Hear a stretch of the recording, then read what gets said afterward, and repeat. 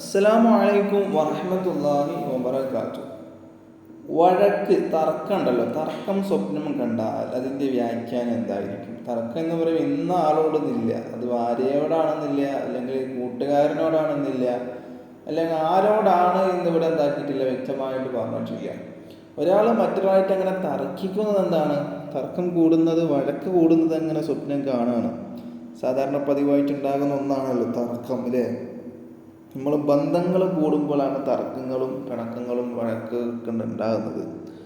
നമ്മളെല്ലാവരോടും ഒരു ലിമിറ്റ്, ബന്ധത്തിന് എന്ത് വെക്കണം? ഒരു ലിമിറ്റ് വെക്കണം. ലിമിറ്റ് കൂടുമ്പോഴാണ് പല ബന്ധങ്ങളും തകർന്നു പോകുന്നത്. അപ്പം നമ്മളത് പ്രത്യേകം ശ്രദ്ധിക്കേണ്ട കാര്യമാണ്.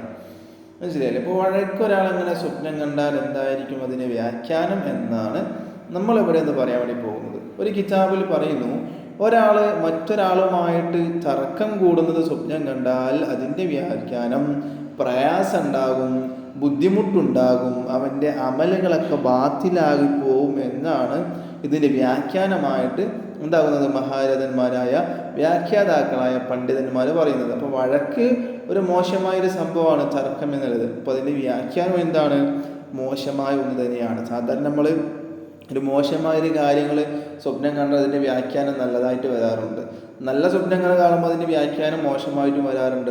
എന്നാലോ മുഴുവനും അങ്ങനെ ആയിട്ട് വരാറുമില്ല. എല്ലാ സ്വപ്നങ്ങളും അങ്ങനെ ആവണമെന്നുമില്ല. ഇപ്പോൾ ഇവിടെ പറഞ്ഞത്, വഴക്ക് സ്വപ്നം കണ്ടാൽ അതിൻ്റെ വ്യാഖ്യാനം പ്രയാസം ഉണ്ടാകും, അതായത് ബുദ്ധിമുട്ടുണ്ടാകും, അവൻ്റെ ചെയ്ത അമലുകളൊക്കെ എന്താകും? ബാത്തിലായി പോകും എന്നാണ് വഴക്ക് സ്വപ്നം കണ്ടാൽ, തർക്കം സ്വപ്നം കണ്ടാൽ അതിൻ്റെ വ്യാഖ്യാനമായിട്ട് ഇവിടെ പറഞ്ഞിട്ടുള്ളത്. അല്ലാഹു സുബ്ഹാനഹു വ തആല നല്ല രീതിയിൽ ജീവിച്ച് ആരെയും വെറുപ്പിക്കാതെ, ആരെയും ബുദ്ധിമുട്ടിപ്പിക്കാതെ, ആരെയും പ്രയാസപ്പെടുത്താതെ ജീവിക്കാനുള്ള തൗഫീഖ് നമുക്ക് ഏവർക്കും നൽകട്ടെ എന്ന് പ്രാർത്ഥിക്കുകയാണ്.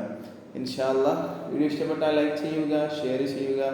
ഇതുപോലത്തെ വീഡിയോസ് ലഭിക്കാനായി ചാനൽ മറക്കാതെ സബ്സ്ക്രൈബ് ചെയ്യുക. ഇൻഷാ അല്ലാഹ് വീണ്ടും കാണാം. അസ്സലാമു അലൈക്കും വറഹ്മത്തുള്ളാഹി വബറകാതുഹു.